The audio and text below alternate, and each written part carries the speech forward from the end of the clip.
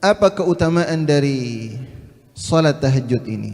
Di dalam kitab Bulughul Maram ini disebutkan dari Abu Hurairah radhiyallahu anhu qala, Abu Hurairah radhiyallahu anhu dia berkata, qala Rasulullah sallallahu alaihi wasallam, Rasulullah sallallahu alaihi wasallam bersabda, afdalus salati ba'dal fariidati salatul lail.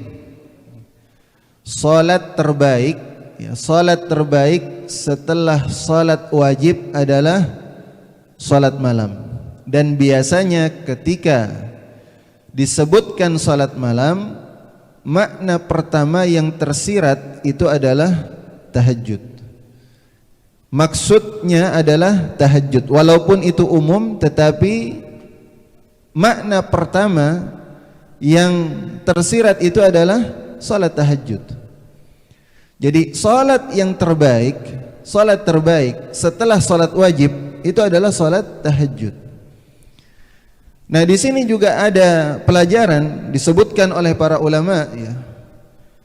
Ibnu Daqiqil Aid itu menyebutkan kalau kita ingin salat tahajud, kalau kita ingin salat tahajud, perbaiki dulu salat wajibnya. Salat berjamaah di masjid tepat waktu, insyaallah kalau itu sudah beres, Allah Subhanahu wa taala akan mudahkan kita, Allah akan berikan taufik kepada kita untuk bangun melaksanakan salat tahajud.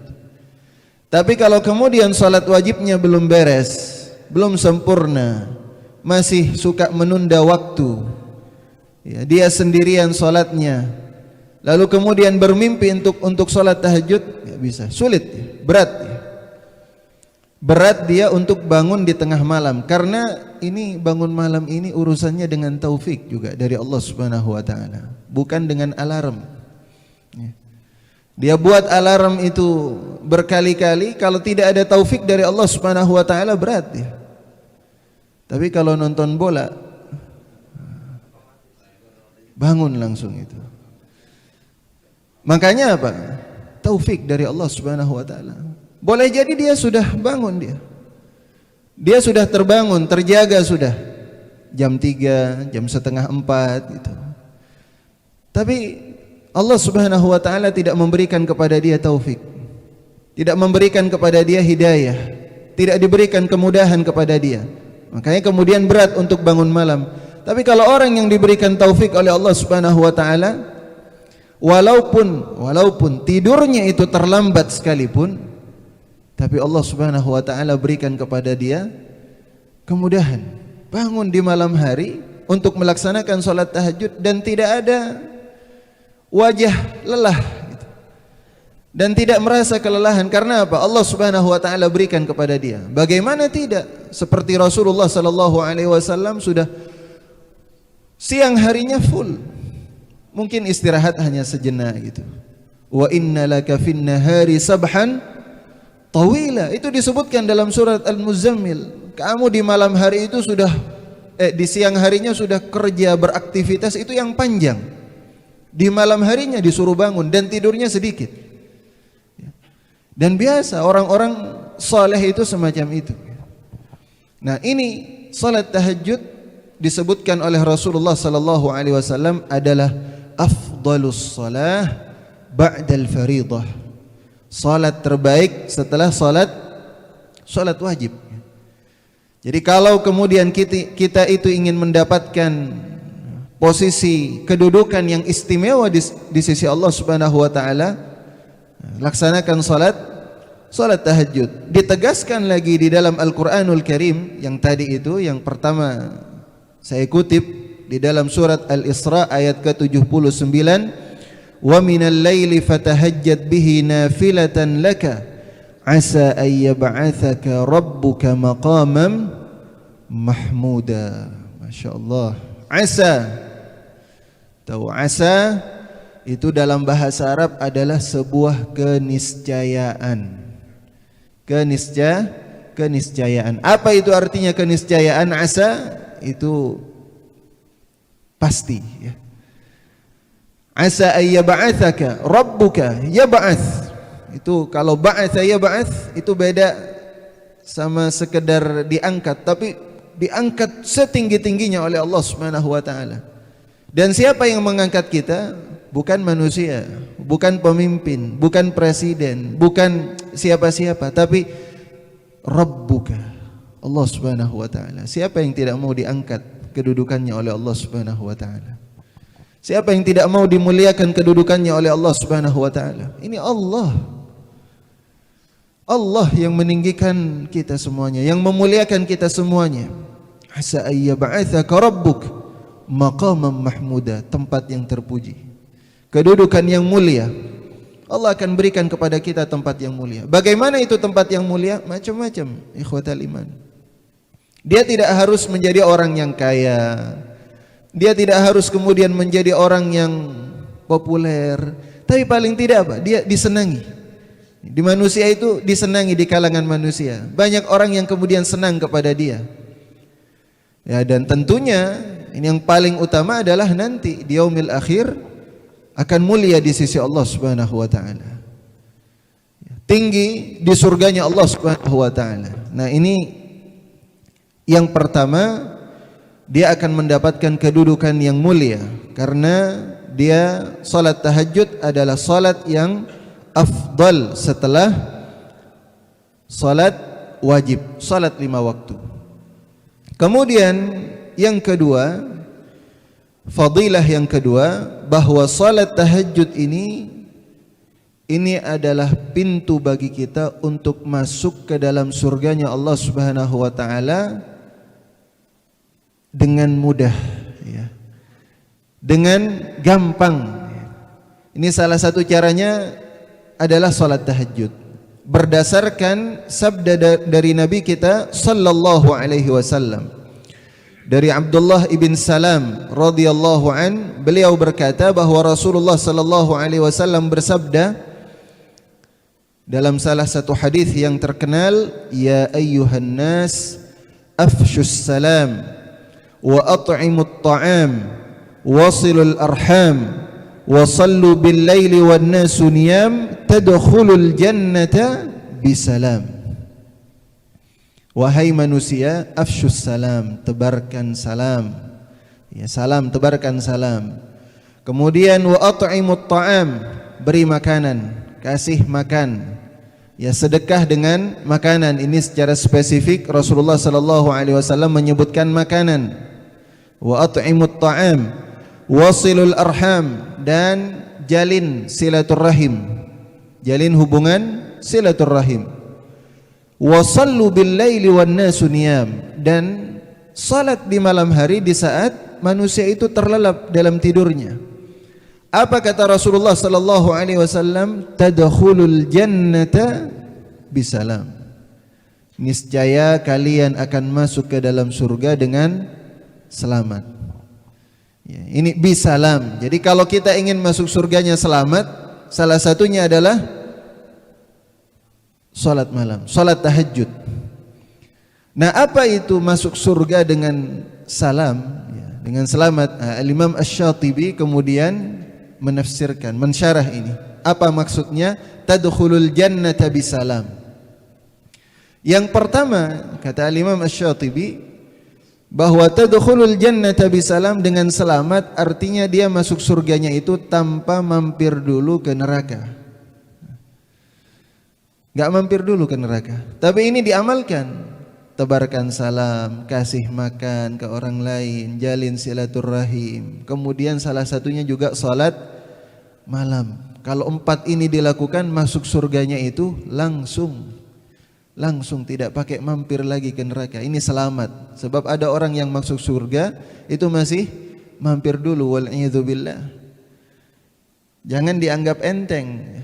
Yang penting masuk surga, saya mau mampir, wal'iyadzubillah. Enggak boleh semacam itu. Jangan begitu. Jangan kemudian punya keinginan semacam itu. Tapi kalau mau masuk surga itu surga yang tinggi. Idza sa'alta fas'alil firdausal a'la. Kalau kalian minta sama Allah, minta surga firdaus yang paling tinggi, kata Rasulullah sallallahu alaihi wasallam. Jadi selamat masuk surganya, enggak pakai tercebur dulu ke dalam api neraka gitu. Nah ini selamat. Yang kedua selamat itu selamat dalam sirat, cepat. Jadi kalau mau di dalam di jembatan sirat dengan cepat, biasakan salat malam. Nah, 4 yang tadi itu juga kita biasakan, dan salah satunya salat malam, salat tahajud. Insyaallah siratnya itu akan cepat kita. Kan dalam hadis ada berapa tipe kecepatan gitu dalam ketika di atas sirat gitu. Dan ada karihil mursalah, seperti angin yang cepat, tapi yang paling cepat itu kalbarak, seperti kilat, seperti kilatan cahaya itu. Itu kan yang paling cepat itu, kecepatan tertinggi itu adalah kecepatan cahaya. Nah ini tadkhulul jannata bisalam. Yang kedua, yang ketiga, tadkhulul jannah bisalam, masuk surga dengan selamat, artinya dia masuk surga tanpa hisab. Tidak lagi pakai hisab. Bukan cuma tidak mampir ke neraka, tapi juga tanpa hisab, bisalam itu juga. Jadi 4 itu Masya Allah. Kalau kita ingin dapat itu, dapat masuk surga tanpa hisab, lakukan 4 ini. Afsyus salam, pertama salam. Kayak ini biasakan salam di antara kita. Kemudian kasih makan, sambung silaturahim, dan salat malam.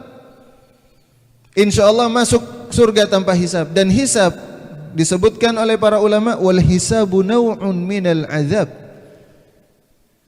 Hisab itu adalah bagian dari azab sebenarnya. Karena apa? Diinterogasi ini ya, belum ditahan. Kalau sudah diinterogasi gimana?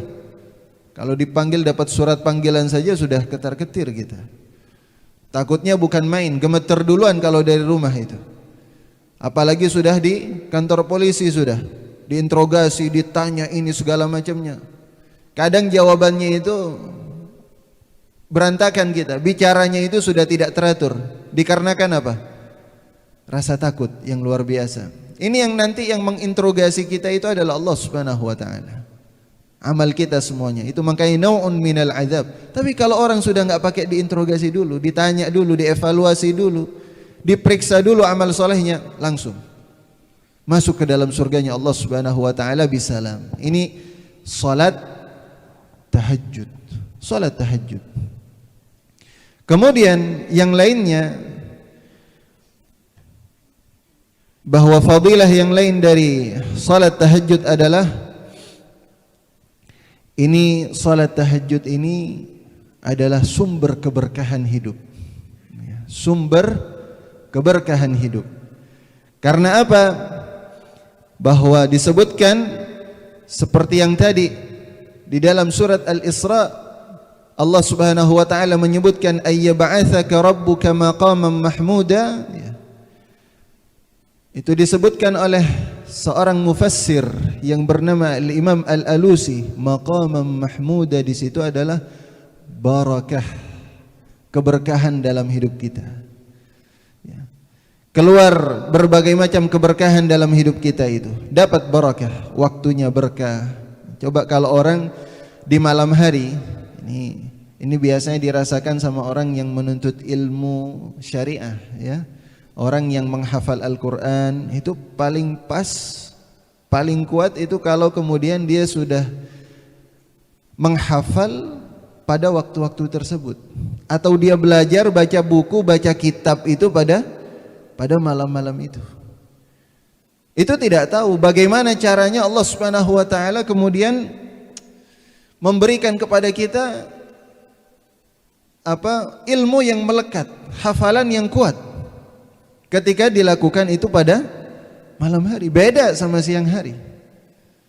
Ya, walaupun kemudian teorinya nanti, teori dalam ilmu kedokteran, kejiwaan, psikologis dan sebagainya, memang itu otak masih fresh dan sebagainya ya. Tapi kalau kemudian dia bangun gak pakai sholat tahajud, itu beda. Dia bangun sekedar bangun, tidak pakai sholat tahajud, itu beda. Tapi kalau dia sholat tahajud, kemudian dia sambil kemudian dia baca kitabnya, dia kemudian baca Al-Quranul Karim, dia biasa memurajaah hafalannya, itu barakah. Dia bisa mendapatkan membaca ayat Al-Quran itu sebanyak mungkin itu. Makanya ini nanti pada sifat salat tahajudnya Rasulullah dan para sahabat kita akan menemukan al-a'ajib, ya. Contoh-contoh yang menakjubkan dari mereka itu. Sahabat itu kalau salat malam itu khatam Al-Quran. Itu dilakukan oleh Uthman, oleh Abdurrahman ibn Auf. Silahkan buka kitab At-Tibyan fi Adabi Hamalatil Quran karyanya Imam Nawawi. Kalau Rasulullah jelas, Rasulullah. Nanti kita lihat bagaimana Hudzaifah ibn al-Yaman, Abdullah bin Mas'ud, Abdullah bin Abbas sudah mencoba untuk mencicipi salat malam bersama dengan Rasulullah sallallahu alaihi wasallam. Minimal satu rakaat itu 100 rakaat. Satu rakaat itu 100 ayat, mohon maaf. Satu rakaatnya minimal Rasulullah itu 100 ayat. Itu yang dialami Hudzaifah ibn al-Yaman. Abdullah bin Mas'ud pengalamannya beda lagi sama Rasulullah. Nah, nanti insyaallah kita akan bacakan hadis-hadisnya. Jadi barakah, hidup itu barakah.